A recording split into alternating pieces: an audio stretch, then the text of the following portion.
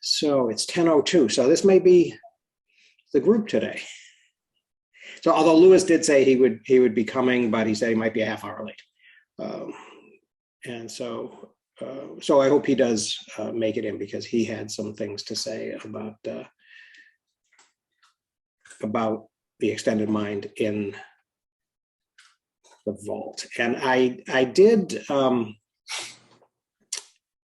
of go back to the extended mind and kind of listen through it again.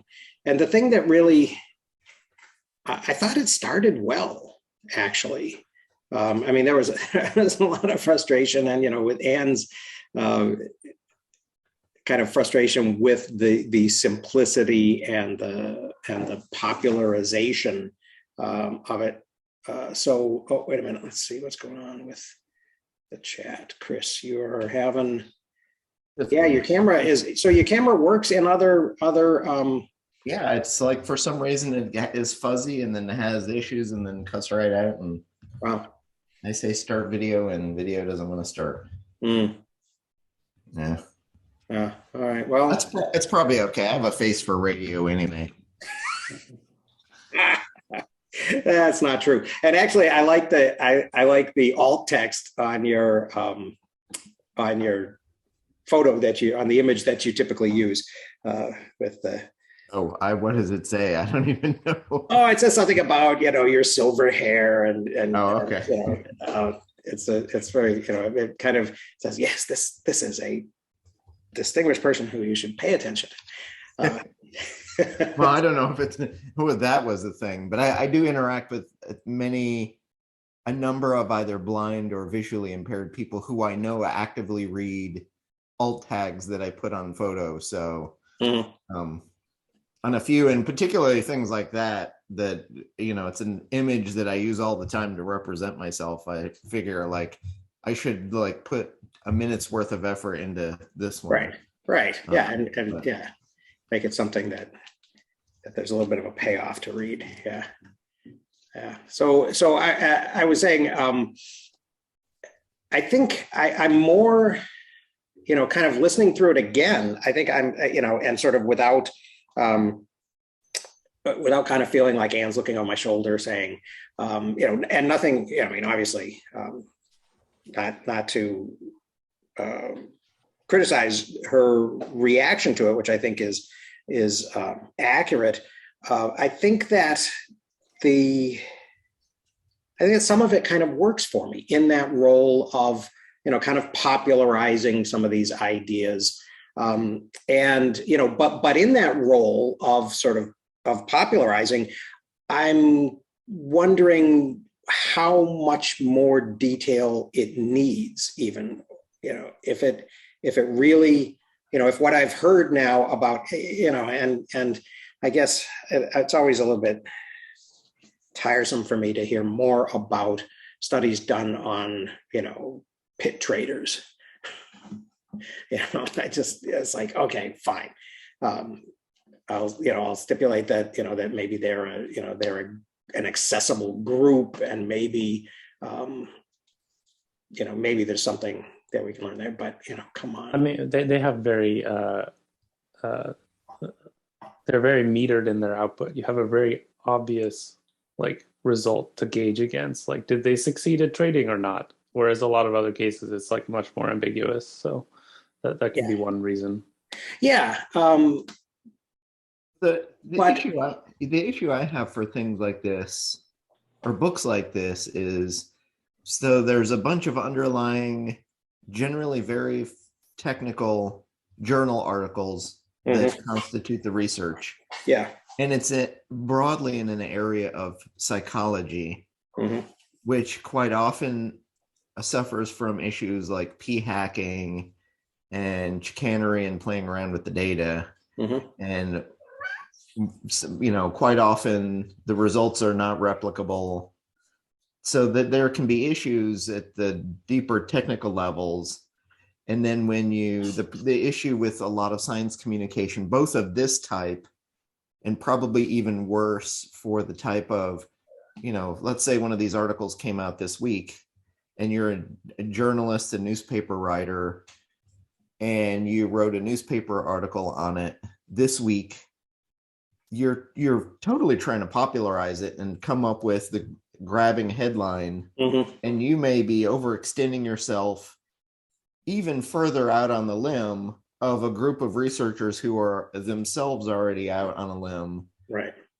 And so then what you're popularizing then can tend to be, way out there, and not necessarily super close to the truth, but it sounds good. It sounds right. Well, and it had a clickbait headline. Yeah.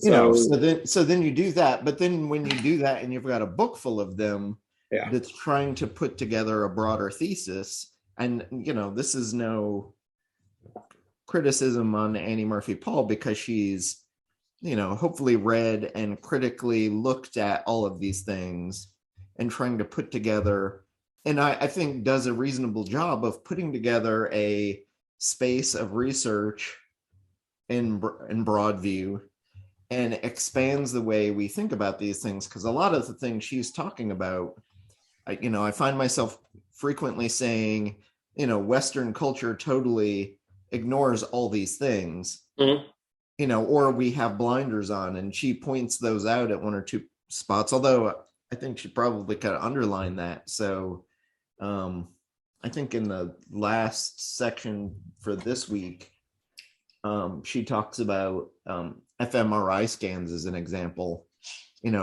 For decades, we've been showing these studies of one individual in one place in one setting. And so we focus on, here's the, and I call it the lone genius myth. Everybody wants to say, hey, look at Einstein, was this, brilliant genius who just out of nowhere came up with this idea. Right. When in fact, he along with others have used the phrase that, I stood on the shoulders of giants to see further. Sure. But we all, everybody popularizes it to the point that, oh no, it was Einstein sitting alone in a room all by himself, not with hundreds or thousands of others who came before him. Right. And the apple falling on Newton's head and all of that. Yeah. But when we look at those, X-ray images or PET scans or fMRI scans, it's always one brain we're looking at. So we focus and center on that rather than in indigenous cultures by comparison, which is some of the stuff I'm looking at. All of the learning in the education is in a social setting. It's one or two or three or more people in a group learning and reciting and replaying and they're talking about the thing because they don't have the written word as a method of transmitting it. But even then, almost every instance I've seen in a literate setting where an indigenous person or somebody speaking on their behalf is writing about a piece of knowledge, they always acknowledge who they learned that thing from. I learned this from this elder. And it's only because I'm paying attention to these things have I even noticed this as an emergent pattern. And I've got a couple dozen examples of it. So I can't say there are not that many people writing in that space and translating oral knowledge into written knowledge to do that. But in the small number of examples I've seen so far, 100% of them are acknowledging their sources when they're writing it out, or even when they're often when they're talking. I've seen a few videos where people are talking in a group and they'll say specifically, I learned this from. And to me, that's an interesting pattern that, we do it in the West now because of information overload, and you do it in academic circles, you cite, but almost never in a case like this would I reference the people I learned these things from when we're having a conversation, yet there it is. Yeah, that's interesting. I wonder if it has to do with the idea of sort of genealogies of knowledge. Go ahead, Justin. I can expand a bit more and actually connect the one thread that you mentioned in there, Chris, about like as an example, Einstein's contributions to the I think the last section of the book. I didn't get to finish reading all of the chapters, but group thinking in a couple of ways, and also like location thinking, because a couple of the big contributors, as I understand it, to the like 1905 papers from Einstein had to do with like the recent fairly large expansion of clocks and train consistent train travel around Europe. And so like you can immediately, once you recognize that that was a fairly new phenomenon at that time, you can immediately connect it to his like mental image of a grid of clocks filling space, and like how do you actually connect them together and stuff like that. But also, like, you know, he obviously didn't just go sit in a room by himself. He had conversations with colleagues and his wife and so on that were also very big contributors. So like this lone genius myth is totally a myth, and it really is doing us all a disservice to not recognize that we should be, or anybody, for those of us who fell for it for a while anyway, that's not how the world actually works, and it's been a pretty big detriment, I think, for a while to be fooled into thinking that that's how the world works. Yeah. Well, and in addition to this idea of individuals sort of having their own, how their contribution relates to other things, even going back to the fMRI thing. I mean, so how useful is it to do, to foreground and highlight the study of the woman who swam around Manhattan, right, and swam from Florida to Cuba or vice versa or whatever? I mean, okay, what is it that we're learning from this and generalizing to? And I guess so that was one of the things that actually kind of struck me was, how specific do I need to, how much do I really need to drill down into these things? On the one hand, the book struck me once again as kind of an interesting sort of Zettel-like collection of observations. And one of the things that really jumped out at me listening to it through again was in the first section, there are a bunch of these, in the interoceptive, part of it. There seemed to have been a bunch. I mean, she is kind of picking from these studies and kind of bringing them all together into something that she thinks, she's connected the dots, and there's a through line, and you can kind of follow her argument. But it struck me that if you went and and I haven't done this yet, if I went and I looked at those studies that she cites, they're probably looking at different things, and they're probably not necessarily focused on exactly the elements of it that she's kind of pulling together into this fabric, and some of them seem to be at odds with each other. That there are some things going on with with emotion and and that whole idea. I was really fascinated and drawn to that idea that that the body is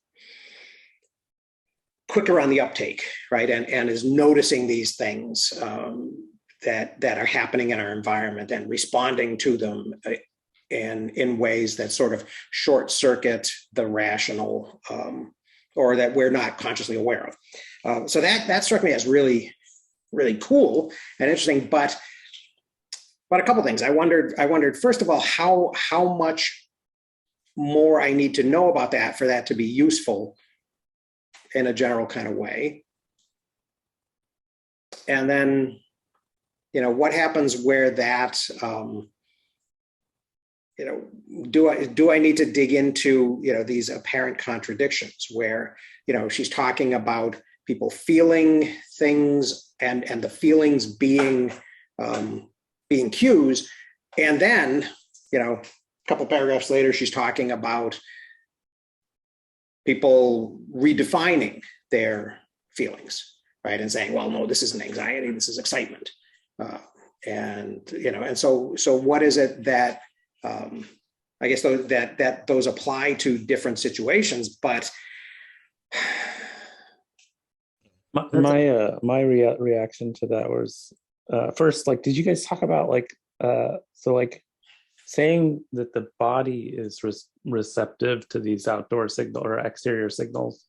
To me, I was like, why are we not saying it's some part of your mind is turning on those, like that butterflies in your stomach? That's not actually, like, your stomach is not literally noticing something and having butterflies. It's your brain is doing something which causes a stimulant in your stomach, and then you feel that.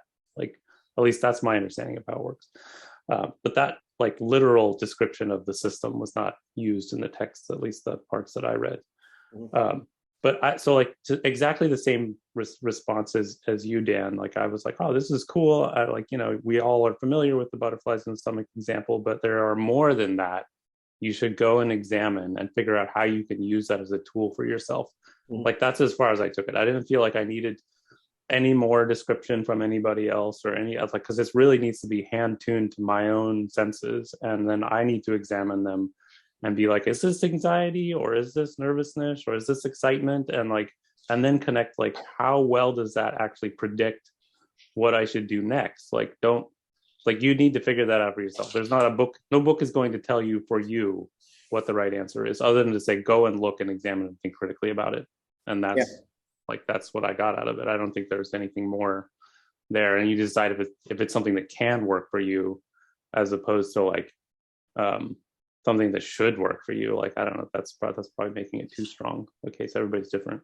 Or that example of the stock traders and the pulses, yes, that may work for everybody, or it may work for a large proportion of the people, but there's always going to be somebody who, until there was a literate society, no one would ever have noticed that dyslexia would be a thing and differentiate people. So maybe there is a quirky, odd disorder among some small fraction of people at which that pulse example doesn't work. And that's a possibility. Are we ever going to know that's the case?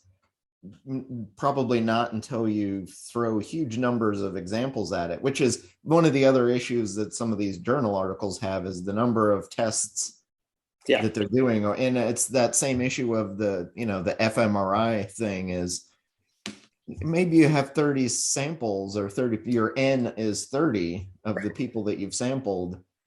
And so you come up with a 95% chance that, okay, there's an effect here, but then you need to actually go test the several hundred other people to do that.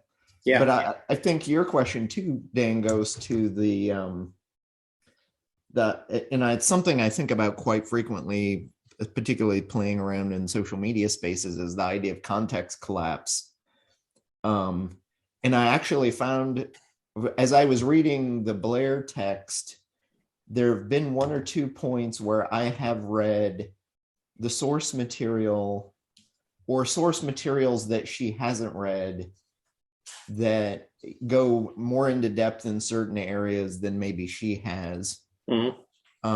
Where I've seen, there is a blatant mistake here, or a misquote. And actually, I was reading a review of her book from the time that it came out in 2011, that another scholar, is generally, he's giving her broad praise, but he says, there's an issue of when you're excerpting things, and I find myself questioning it all the time too, and I think you are kind of doing this, Dan, and maybe not knowing that you're doing it tacitly, but when you want to go check the sources to see, is the context she's pulling out and the way she's pulled it out the same as the way I would have pulled it out and excerpted it? Yeah. So this particular researcher mentions a point where Blair excerpts a piece from another scholar that gives primacy to a certain fact. And it was the fact that the original scholar hadn't done enough reading in the area to know there were, let's say 1 or 2 more examples of this thing even earlier. So in excerpting the particular scholar and not having done the primary research, Blair then, puts out a statement of non-fact unknowingly, because she hasn't read the 10 other resources around that thing. And so she synopsizes it and puts it in her book. Right. In her case, maybe it's not a horrible thing because she's got this massive volume that is looking at hundreds and hundreds of years of broad general overview. So even though that fact it's a thing and it's a fact in and of itself, but there was something that precedes it that might give you even more context. But by excerpting it and taking it out of its context, you're losing something. So, as I go through this, knowing how Annie Murphy Paul is excerpting pieces from research and tying it together on my behalf, I'm cognizant of the fact that she's removing it from an original context, maybe weaving it into a new context for me that potentially, and for all intents and purposes, could and should be correct, but I still have to question where it's coming from, and are the ideas she's drawing going to be true for me in my context or in the broad generalities, or has she found some potentially, she's citing something that's a one-off effect and it doesn't actually play out in the bigger numbers. I don't know. But the other part is, by putting it out there in the broader public, hundreds and thousands of people will see it, and it will be more likely that either more people will say, yes, this is true, or no, this is not true for me. And then that becomes the, let's say there was a memory genius known broadly as S, who remembered everything. And he's the 1 in a million case that you die to have as a psychologist to study, because he's way far out on the edge. But how the hell do you find him unless maybe you put out a popular book like this and people read it and say, I'm not that. Yeah. It's interesting too, because and popularizing these things. And by the way, hi, Louis. Thanks. Thanks for coming, and thanks for putting stuff in the vault. That was cool. And so I was hoping to have you kind of talk about what you're finding in looking at this again. I thought, the whole, I jotted down a couple things actually over the last couple of minutes. The neurons in the gut thing, to go back to what Justin was saying, I do think that there is, that she's probably assuming, that we've read some of, that people are sort of aware that, that there's this idea that, that sensations come in and they are not necessarily processed where we thought they had been, they would have been processed before, right? And so there's some type of extension of consciousness throughout the body, which is not to say that's I guess that does sort of beg the question, right? That if they're neurons in the gut, then how is this different from brain, right? But one of the other things that kind of struck me as a kind of a go do this type of thing, right? Oh, this is a self-help book, so go do this, right? Go do mindfulness meditation, right? Or go focus on your heart rate, right? And so there's this correlation between people who are better able to estimate their heart rate and generalized success, right? In the way that this was described. I'm talking again about the first, that first section of the book. And it reminded me of Alex Honnold is famous for having a heart rate of 50 all the time. The guy who did free solo, right? So he free climbs El Cap, his heart rate is 50. Other climbers are, find him a calming influence when they climb with him and stuff like that. It's like, but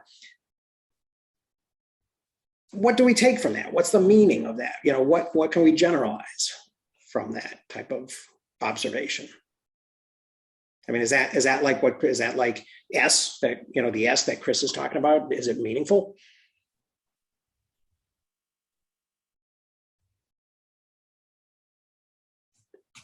Go ahead, Lewis. Jump in.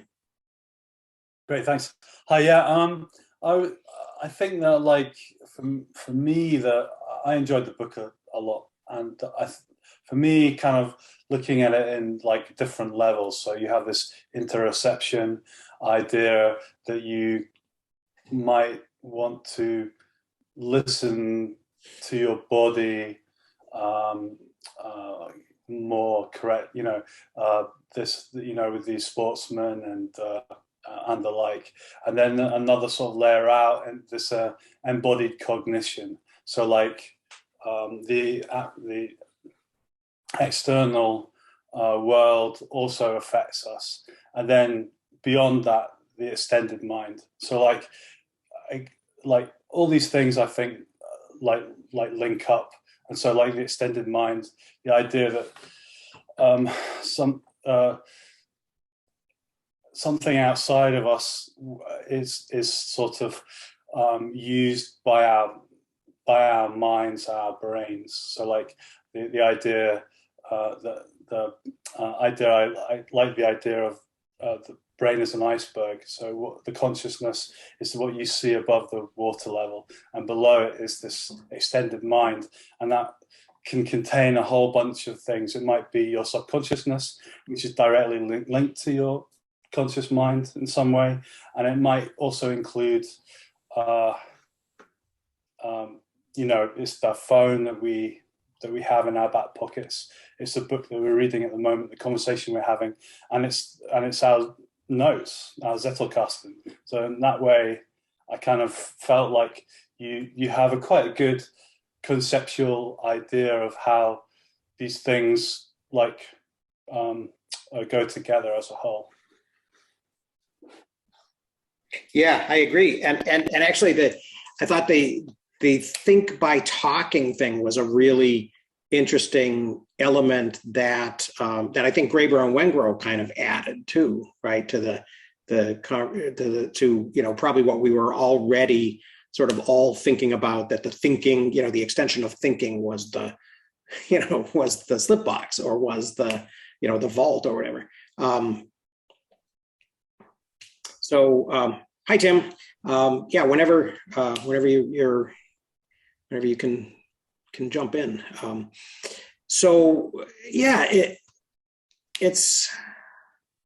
I had originally thought that was going to be kind of what the focus of the book was going to be for me, and what I was really going to get out of it was this idea of, because we had sort of, when we originally started talking about it, before I had read it, I was thinking second brain, right? I was thinking that this is, it's the things that we do, the scaffolding that we build, and all of that. So what about that scaffolding part? Again, the thing that really jumped out to me was more of this observation about being more conscious of the maybe non-intellectual brain cues, the brain in the vat kind of thing. But what about that? Yeah. But what did the rest of you kind of get from that? From her, what she did with the extension part. Well, I think the idea of taking a walk as a way of extending your thinking is an actionable thing that I could do. Mm-hmm. Most of the others I found too abstract to be of much use to me.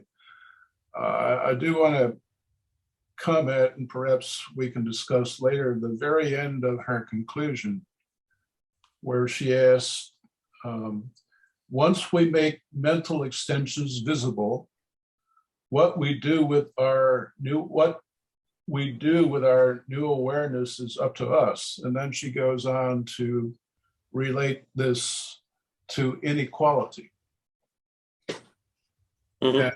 And how inequality is partly a result of the different capabilities that people have, some of which are related to the capability or the situations in which they're born and in which they grow up, and the opportunities they have to perhaps experience some of these things that she calls aspects of the extending mind. So that implies that many people can be disadvantaged in their thinking because they don't experience these kinds of conditions in their lives.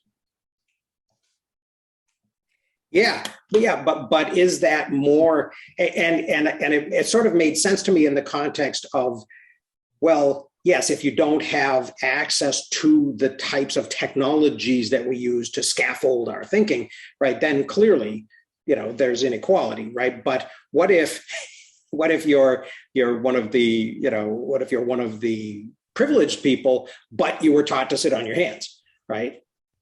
Right. So Or forced to sit on your hands. Yeah. Or even in, another huge inequality of where that happens and culturally is the general literature indicates that the more words you speak to your small child when they're young, the more you talk to them, the smarter, the more communicative, the better they'll do in school in the long term because they're hearing and experiencing more words. Mm-hmm. And if you come from a poor or less rich socioeconomic background, you're less likely to read to your child. You're less likely to have books in the house. You're less likely to speak to them more, which then it becomes a perpetuating cycle of your child not doing well in school later because you didn't speak to them. And, that may be a cultural thing and maybe a socioeconomic thing, depending on where you're from and where you're at in the world. Mm-hmm. One thing that does kind of strike me, and because Patrick mentions walking, I have been collecting examples of walking and thinking from many, to pun it, many walks of life. And I think one of the first ones I remember was in Taleb's work, because he does that, and he actually uses the word flaneur.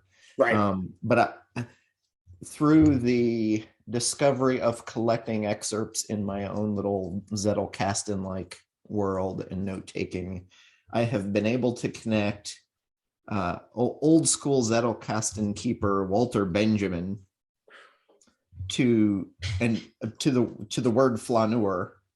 And apparently he was one of the original coiners of the word or the topic as a thing. So to have someone who was a heavily active thinker and note taker who puts this in, and to tie it up with a lovely bow, a couple of weeks ago on spring break, Nate Mertens from our prior group was out here visiting Southern California, so we had lunch. But he mentioned he'd seen Barbara Oakley and Terry Sanyowski's, I think it's a Coursera course on thinking and thought, or learning how to learn, I think is the name of it. And in that they talk about diffuse thinking, which essentially is that same idea of when you're gnawing at a problem, go out for a walk around the block. And then while your brain is kind of turned off and not thinking about the problem, the answer is more likely to come to you because you need that quiet time. So I thought it was interesting that all those three threads came together, and in part came together too. I saw another mention, somebody talking about Walter Benjamin yesterday. But I went through and looked it up, and that's where I found the tie together of Walter Benjamin and the idea of being a flaneur. So yeah, go for a walk. Yeah. Well, and it's kind of weird because, going, maybe jumping back a little bit to to this idea of where the technologies that might be equal or unequal, would exist, right? What you're talking about, Chris, with words, right? Okay, so I mean that's kind of a limits of my language is the limits of my world sort of a idea, right? If you take it from that tradition, but I've got to imagine, sort of projecting myself back into dawn of everything, that that the community around somebody like these Wendats, Candy-Wrong, right, and those types of people who were masters of speech, right? That these have got to be communities with a lot of words, even though they don't have a written tradition, right? And so so we don't want to so we want to be careful about not assuming that that these things line up in the in the way that maybe we traditionally think that they do. The other thing that really kind of struck me was the question of action, right, and doing things and sort of almost memory palace like ways to sort of connect thoughts with movements and stuff. But I will not say anything about that because Tim's got his hand up. So go ahead, Tim. Cheers, thanks. I want to pun the puns for a minute. Working in construction means although I don't really deal with it personally, we end up with a lot of scaffold around. And there were two things that struck me particularly with this book, and then obviously, and you've already picked up a few of relations back to Wengrove. I was working on mass transit railway in Hong Kong, and a piece of cladding fell off one of the towers in Hong Kong at the time. And literally, they gathered every contractor to say, tonight, we cover this building in scaffold, we inspect tomorrow, and lunchtime tomorrow, you take it down and go back to your normal work. Wow. And they literally covered this 40-story building in bamboo overnight. Wow. And the contractors there are traditionally husband and wife teams. The husband is up the scaffold and catches what the wife throws up, javelin-wise, and lashes it in. And the building that was going up next door almost, but was a high-tech scaffold, was the Hong Kong Shanghai Bank headquarters. And there the contractor wasn't involved because they were putting all the metal stuff up. But there's the appropriateness of the technology, there is the level of education, and there is the background elements of that, as in is son following father type thing, such that you already have some of the background jargon at least, right? So, I mean, my dad's an engineer, my uncle's an engineer, my grandfathers are both engineers, oddly enough. My son's an engineer, right? But none of us are in the same field. So none of the jargon really applies, other than we all know about basic tools, basic ideas, basic mechanisms of how, what, where, and why, etc. And the other thing that struck me was the class element. And I keep, almost every time class comes up, particularly as a Brit, and particularly with the way the government is set at the moment and has been for a while, I keep coming back to the opium of the masses Orwell quote about football matches and stuff, such that for my growing generation, we just locked onto TV.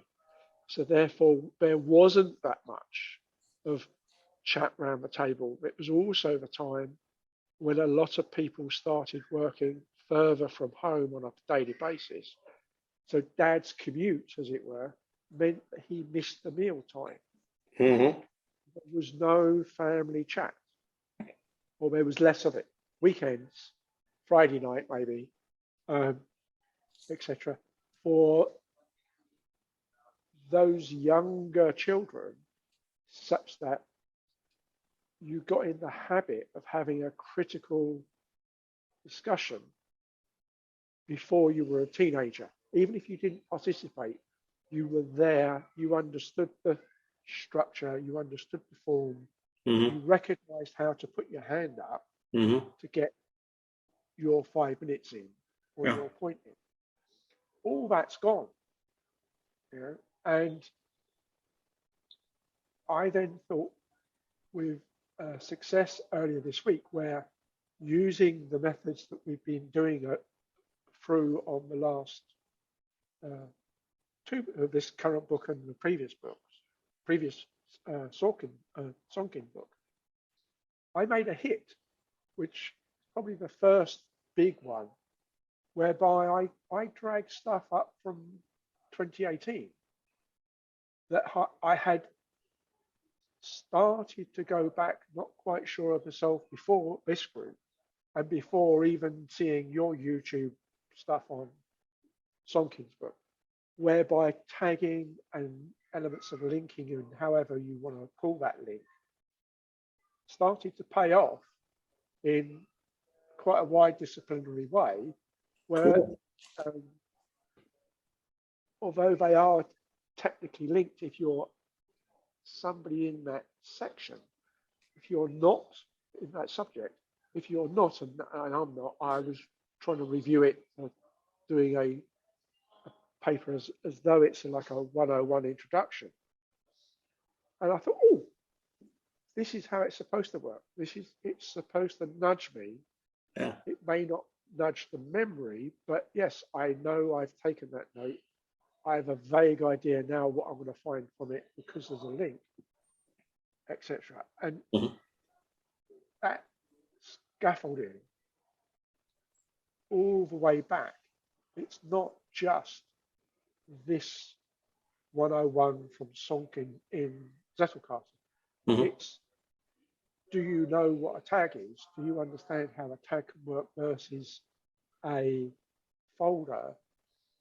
I can't remember who it was, but somebody's put up this app that sits on top of Windows Explorer and uses the cabinet drawer folder metaphor, because they feel, and obviously there's lots of other stuff bolted in with that app if you look at one of the tutorials, but just simply in terms of how the location works, as a librarian or an ex-librarian thought, oh yeah, fine, no problem, but where's the Dewey Decimal System, or where's my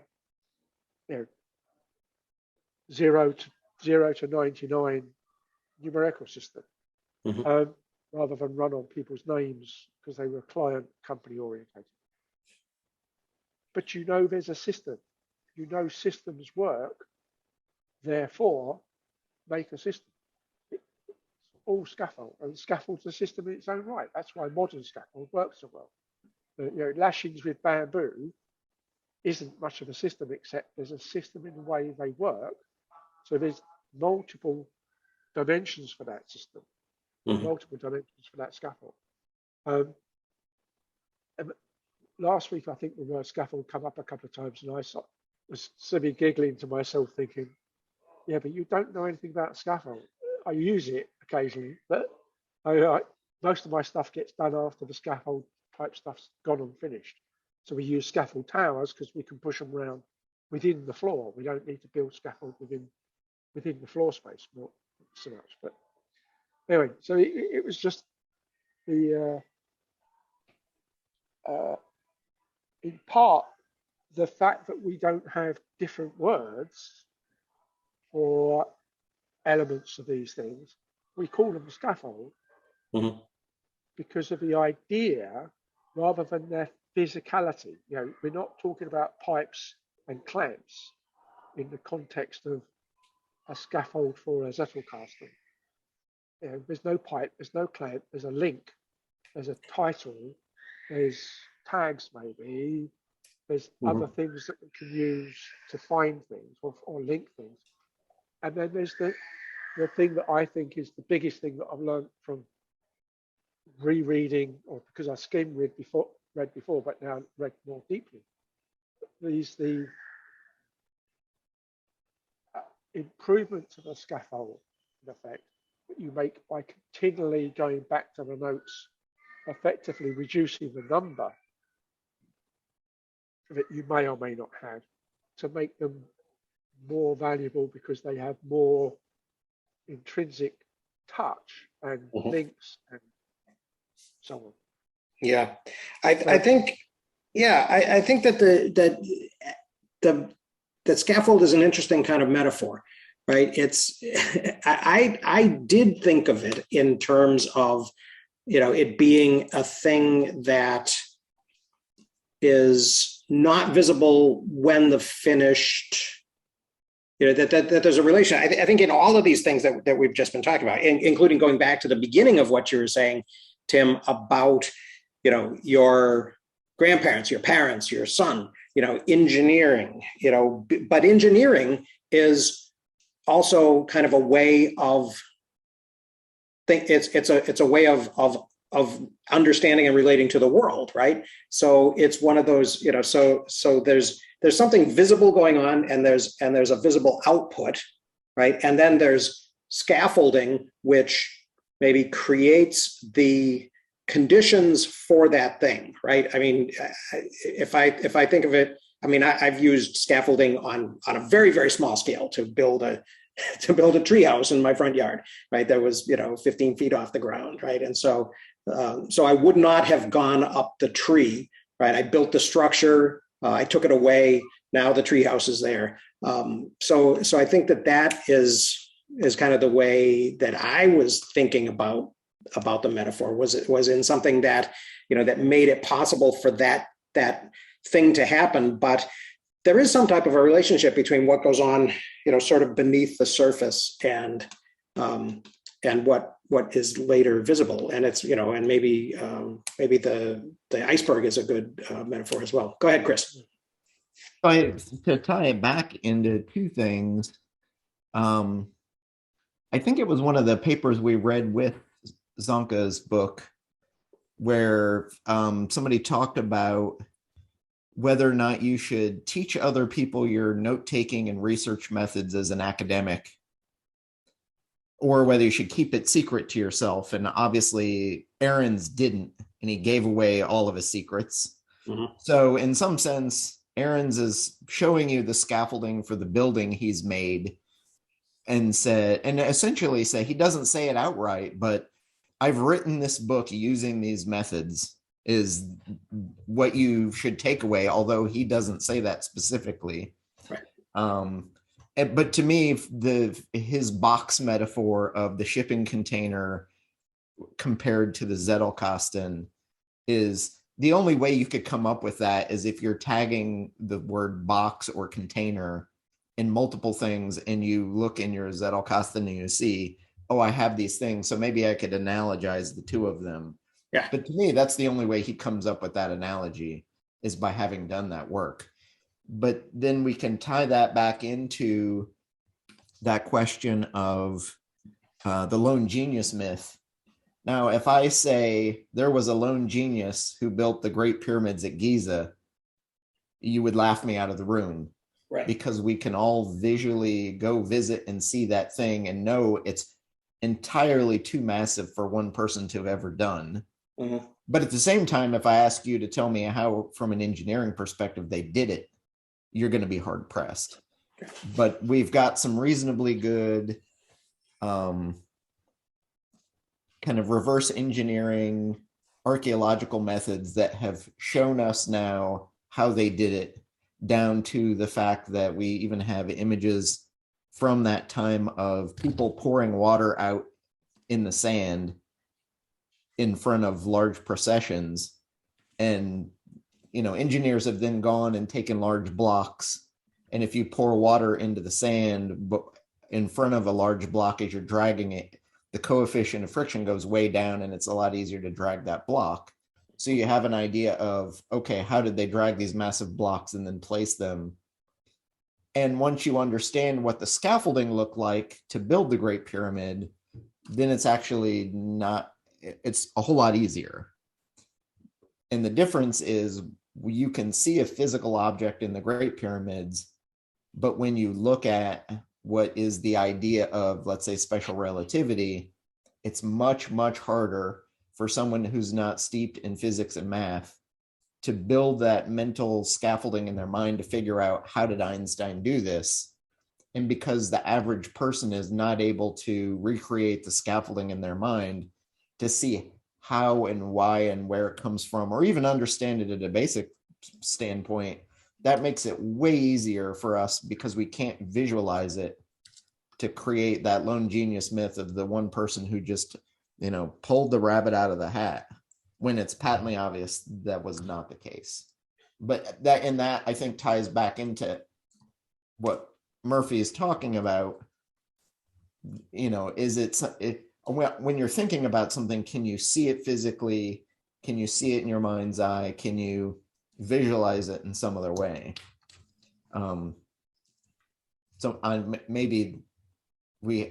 In doing this, I have taken an idea from Murphy's book about thinking and applied it to this particular scaffolding question. But, it's not, Mm-hmm. Yeah. I think I was just going to, I wasn't going to say this, but I just put it in the thing. So when Ahrens channels the Mark Levinson book, The Box, which is kind of where he gets this story, and where it is probably in his Zettelkasten, I think one of the things that's I don't know if problematic is the right word, but one of the things that I sort of have it in my mind, like you said earlier, Chris, that I like to question is, did he carry along some attitudes about, for example, Malcolm McLean, right? Who is the guy that he tells the story about, and this book and the understanding of who Malcolm McLean was and what he did is one view of him. There are others.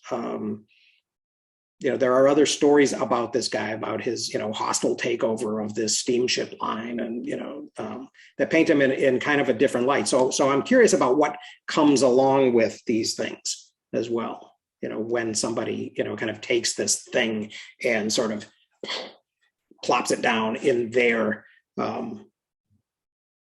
in their work, in their story. Yeah, or there's the question, was McLean a super genius who thought this through from the start, or was he just trying out an idea of his own because he wanted to make money in a different way, and was able to do so and build the capital and the platform to do it in a different manner? And then 5 levels later, we come out with, oh, this was better for the whole enterprise, versus, was he a super genius who figured it out all in advance and saw the complexity and how it would shake out? I doubt it. Yeah, right. And, and other people, like Vaclav Smil, the Canadian guy who's sort of known as a historian of technology, does this all the time. His books are always sort of these celebrations of the making of the 19th century, the making of the 20th century, how all of these technologies came together and created the modern world. What are people going to say about Elon? Well, it depends on whether he gets Twitter or not, I suppose, because then he'll control the discourse. Radical freedom of speech. Yeah. So here's another one to think about too. We have all as a group been coming together for weeks now, reading things and putting them together, but it seems appropriate for this particular book. And I'll say specifically the section on thinking with peers. Have we been in coming together as a group and talking about the ideas in these books, whether they're good, they're bad, they're indifferent, they're true or not true, or connecting ideas back and forth. As a group, we've been thinking as peers, and I'm curious if other people have been pulling out, as much extra kind of richness and insight, maybe as I have. But even, and even half the things I say, sometimes I'm trying to recapitulate what's said in one of the texts, and I'll float it as a trial balloon. Have I understood this idea the same way others have as it's been presented in a book? And then can I tie that together with other ideas in a way that sounds coherent or logical? And I do it in some sense for my own thinking, but by thinking with you guys and being able to express these ideas and the feedback I get, or maybe that I don't get, is that worthwhile or useful for me? And I would say, yes, it is. But I'm curious if others have had that same experience in thinking together with us as peers as I have. Yeah, definitely. I think so. Yeah, and one of the things, I mean, to respond specifically to what you've been contributing, I think that that sort of your focus on, especially in the Blair and and previously even you were when we were talking about Luhmann and Ahrens, your focus on what had happened, what had led up to that. And the scaffolding that that was invisible beneath them, I think was interesting to me, and also actually kind of showed me the limits of my interest, right? Because there were moments when you were drilling down, Chris, when I was like, okay, that's more than I need to know. But but it was, the experience of you doing that was very helpful to me to kind of clarify what it is that I'm interested in, and sort of what's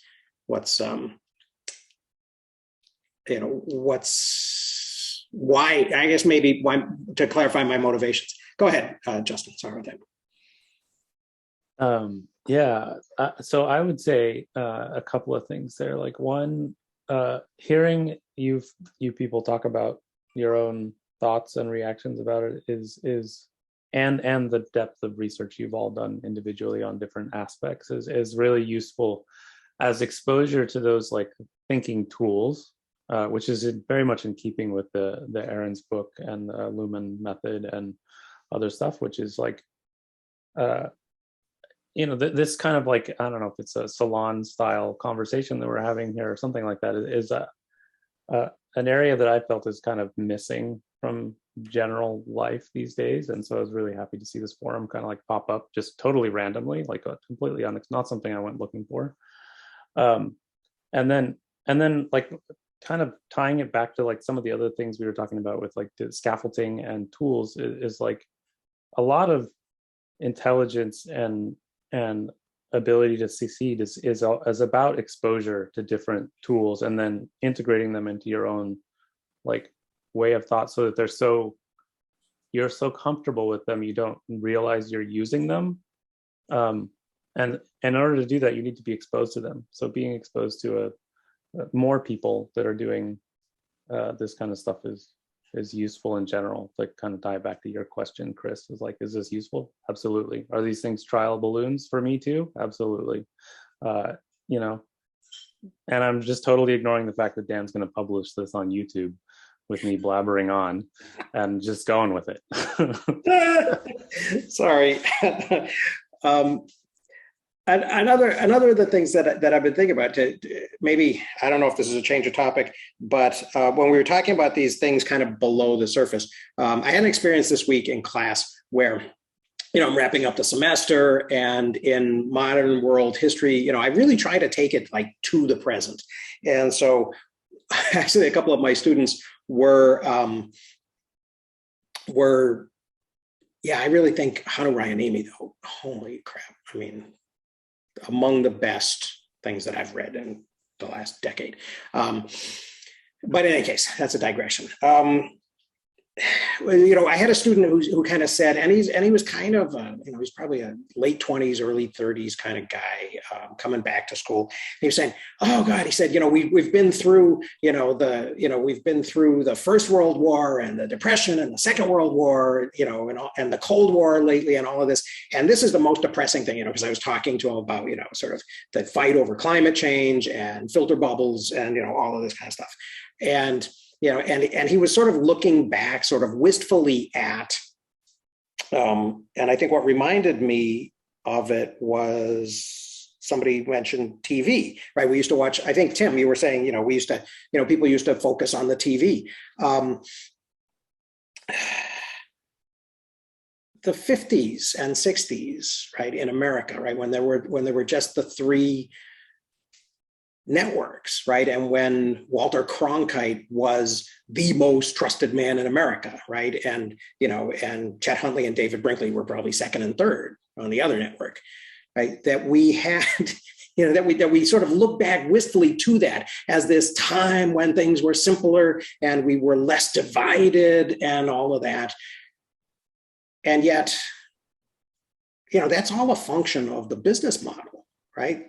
There were only the three networks. And so the way that you succeeded in that business was to race to the center, right? And to generate this consensus. And this is the period of consensus history in the 50s and 60s as well.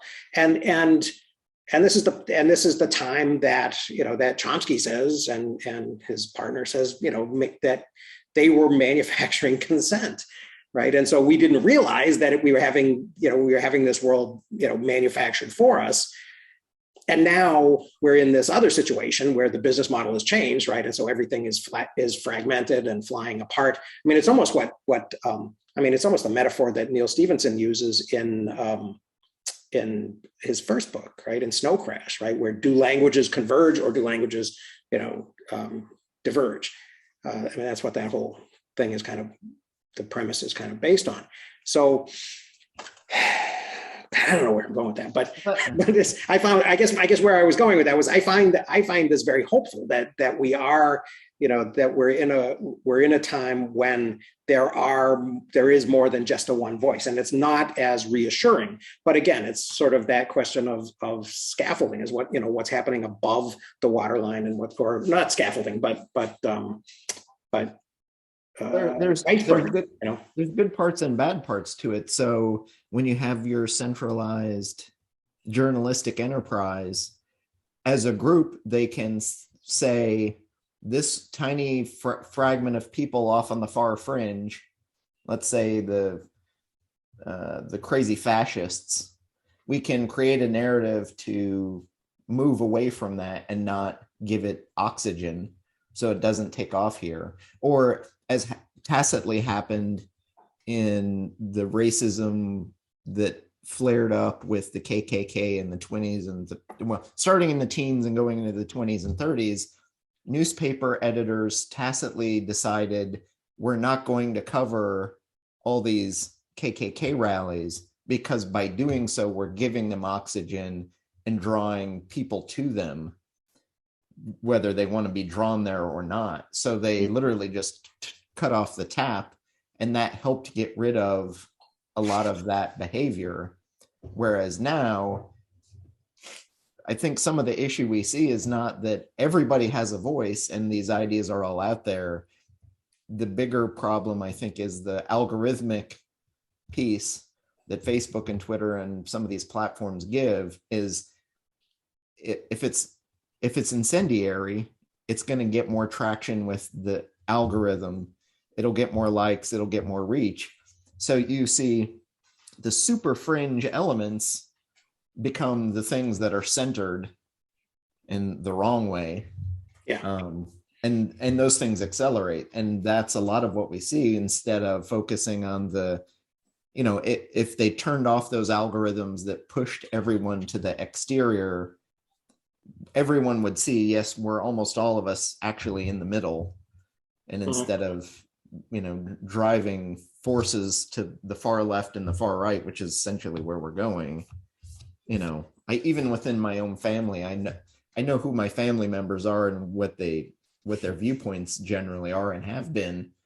But people on the outside, or let's say my wife will look at my dad and I and be like, oh, he's to the far right and you're to the far left. And I'm like, no, we're inches away from each other in the supreme center. Right. You because of current culture and the way things look, you don't see that.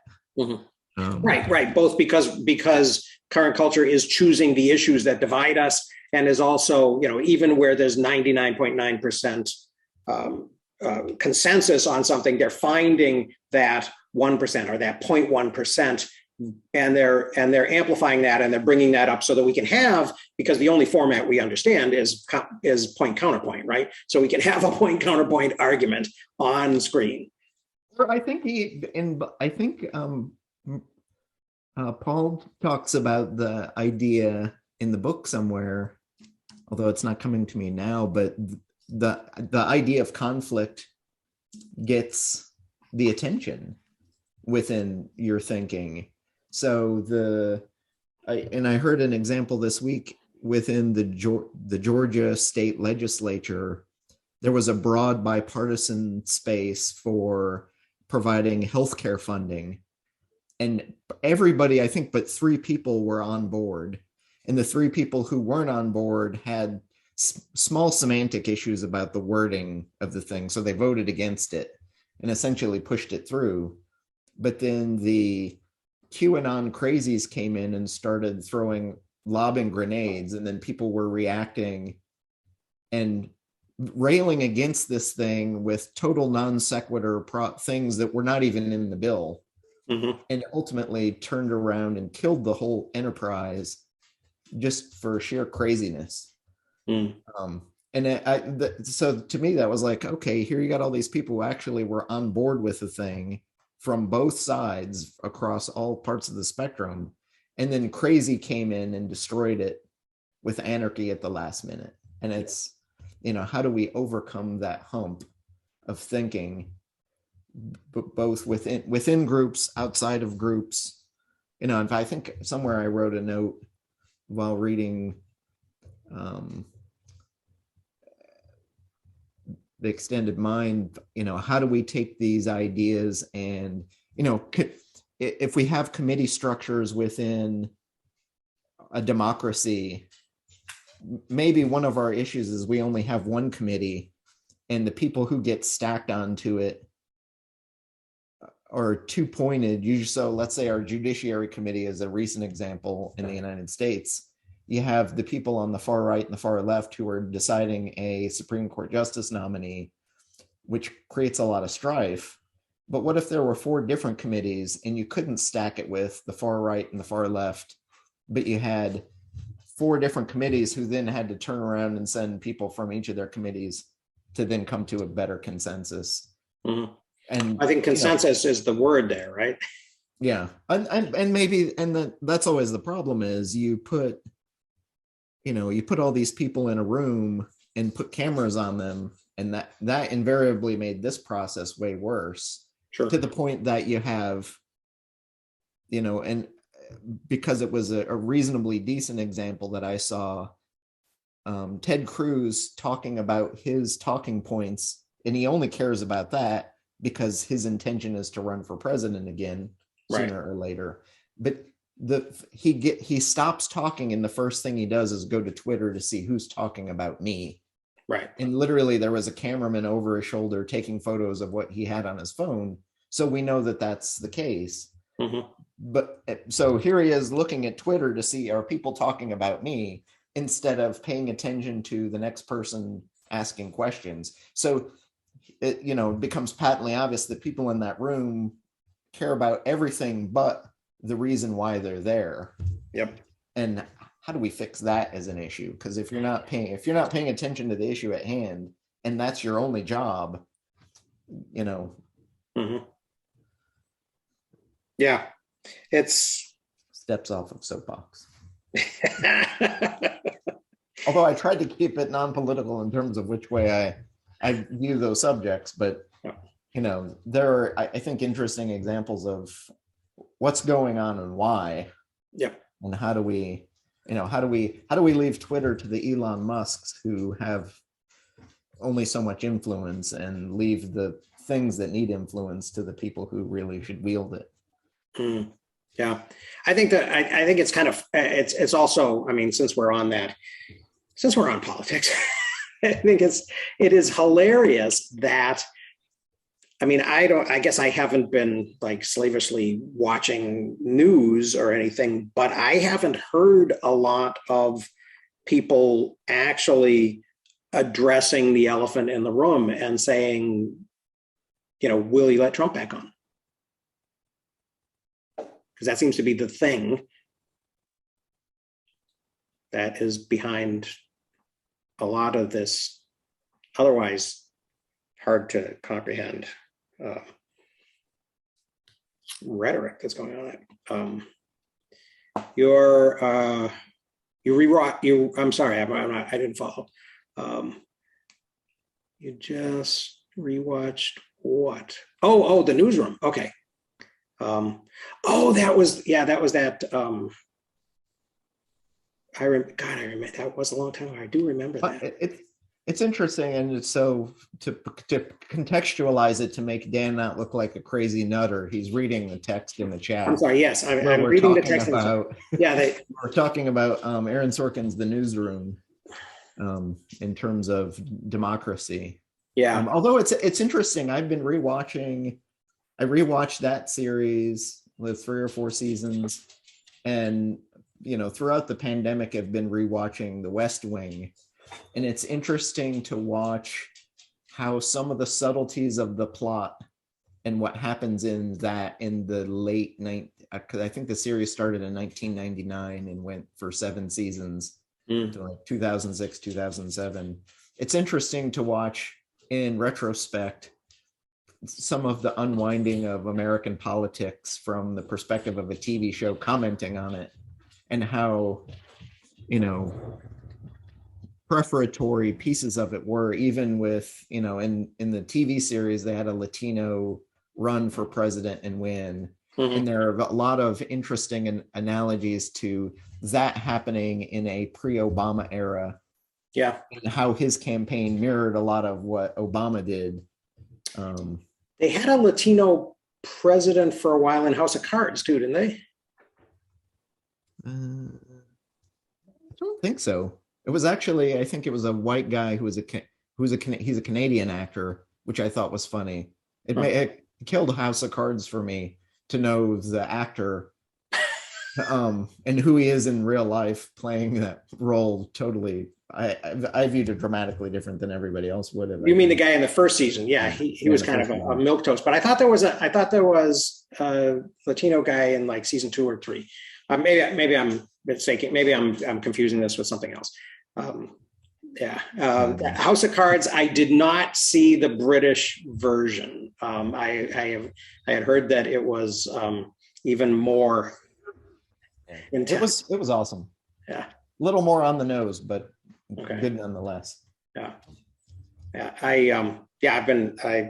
It's all sort of like gangsters to me. So I've been watching Peaky Blinders instead. Well, to pull it back to the book, I'm curious. Okay, thank you. I'm curious for folks, what was the most surprising thing or idea that you saw or read, or that you saw and you're like, nope, that totally is way off base? For me, the thing that I thought was least useful, that I didn't think was untrue, but that I didn't think was something I'm gonna delve into, was that whole idea of actions, of the relationship between actions, of getting up and and saying, okay, I'm going to do this, and this is going to remind me, and and this is and that whole speaking and act and moving thing. I thought that was an interesting moment with the idea of actual actors remembering scripts, but I did not feel any urge to emulate that. So I have a direct opposite of that. It's like totally a thinking tool in physics to do the right-hand rule to try to remember the order of the axes. So like I immediately connected it to that. This hand gesture that we use in like all the time to remember X, Y, Z. to get the order correct, which is actually not that difficult of a thing to remember to begin with, but like just like done. Like I don't need to like, did I remember it right? Like this solves it. So like it's a much simpler thing than that, but like I immediately connected it to something that's like, sorry. Yep, I do that. Mm-hmm. Okay, Tim. Thanks. You saying about movement and knowing the script. Seeing as I've put it up as the quote of the week, as it were, I thought, in case people didn't know, if you see interviews by Jeff Daniels, some of the time you'll get, or even with Sorkin, or particularly with them both in the same interview, they will tell the story. They had not worked with each other before, and Sorkin doesn't like that. And he was worried that Daniels wouldn't be able to give the speech because it's effectively not 5 minutes monologue. And he said, we can set you up with a teleprompter, we can set you up with a whole series of cards dotted around in the crowd of the audience. Daniels looks at him, apparently, effectively gives him a finger, and then says the speech all 5 minutes, word for word, backwards. Wow. Because he'd learned it because he realised it was effectively the intro to the whole series. Mm-hmm. So it is hugely important, and Sure. it was the first time that Daniels and Sorkin had worked together. So that I thought was impressive. But if you watch it as opposed to listen to it, you see how relatively little he actually moves during the speech. Mm-hmm. He does turn left and right because he's got people on both sides of him that he's talking to, and he starts off with the progressive lefty person who's on his right, and the moderator and the right wing guy is on the left, particularly on his left, and then obviously the audience is in front of him. But yeah, I can well imagine that. Plus the fact, Land of Shakespeare and all that. So almost all of the speeches are given with elements of movement that add to the words, particularly for those people that are just a bit too far away to hear it clearly, because obviously no microphones and all the rest of it. Which reminded me of another HBO/BBC production, which was Rome. There was 2 seasons that tried to get from Caesar in Gaul all the way up to Octavian come Augustus becoming emperor. And there was this big fat jowly guy that was doing the announcements in the forum about what was happening, being like the town crier equivalent. And he is full of action to say about who's going which direction, what's happening, that sort of thing. And it's clearly his semaphoring, there's a code to it that is not just verbal. Mm-hmm. So it was a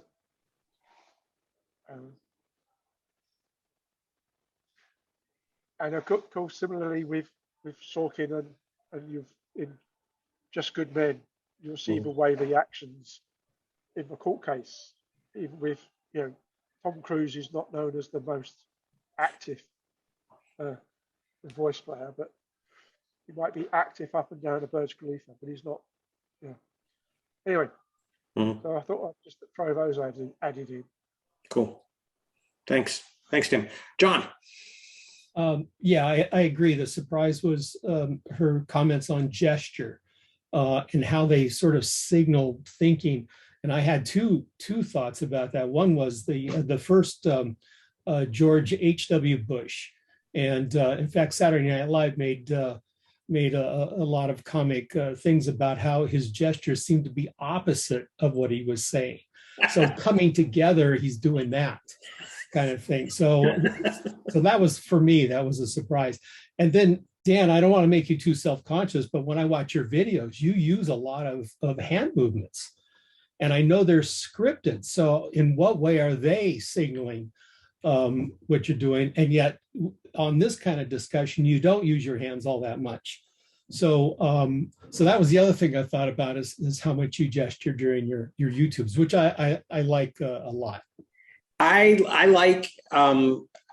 I think I might be emulating some people who actually, but lately I might be emulating Russell, because he's always, he's his hands are in the, so I, so I don't know.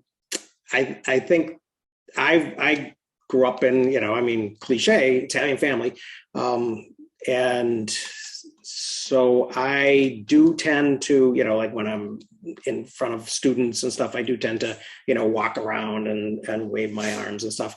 Yeah, I don't know. I guess, so maybe it's something that I don't, that I didn't respond, maybe that, I guess, maybe that has something to do with why I responded to it in the book the way I did. Yeah, I've been caught. It found me out. Well, that whether you use your hands or not, and that you don't notice, or that you do it in different settings without thinking about it, I think is part of that. It's the unconscious thought that we do. For me, that section was interesting because I've been doing a fair amount of reading on how indigenous cultures use dance and movement as part of their teaching practices, as well as even sound and how things sound, to exaggerate things. So there are places where, there's Lynn Kelly has done some research on stone circles and the setup at, and it's not super obvious, but the setup at Stonehenge, there are heavy limestone trenches there that are not obvious in a modern context, but have been excavated and then probably refilled. But they were set up in such a way that a performer could stand down in a trench, and in talking in this kind of limestone theater-like space, the acoustics were great for expanding and making their voice booming and sound more majestic than it would in a face-to-face conversation. And it's akin to the same sort of way that modern architects design acoustics for theater, so that a quiet performer on stage can expand their voice to hit the whole audience without needing microphones and speakers, but still give kind of a majesticity to their performance. And this, I think the same thing happened, and there's some research to indicate that was the case. But by being down in a pit, you're able to direct your voice in a certain way to make it sound bigger and more majestic, and therefore more memorable for what you're teaching. But it's also done in such a way that only a small limited number of 2 or 3 people can hear it, and hear it well in that way, so that you can have person-to-person information move on. But if someone were standing 20 feet away, they would hear none of it.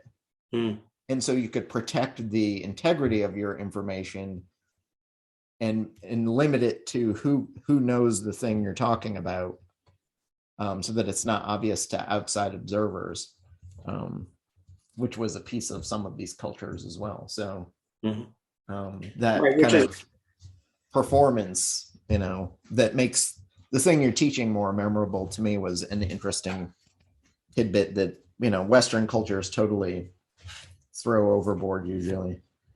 Yeah. Well, and we've also along the way been sort of assuming this whole culture of, showing your work, right? In what we've been discussing here, and the way that we've been doing this and all that. So yeah, and there was that one kind of jarring moment in the text at some point where I said, not everybody does this. I think it was in the Blair book, right?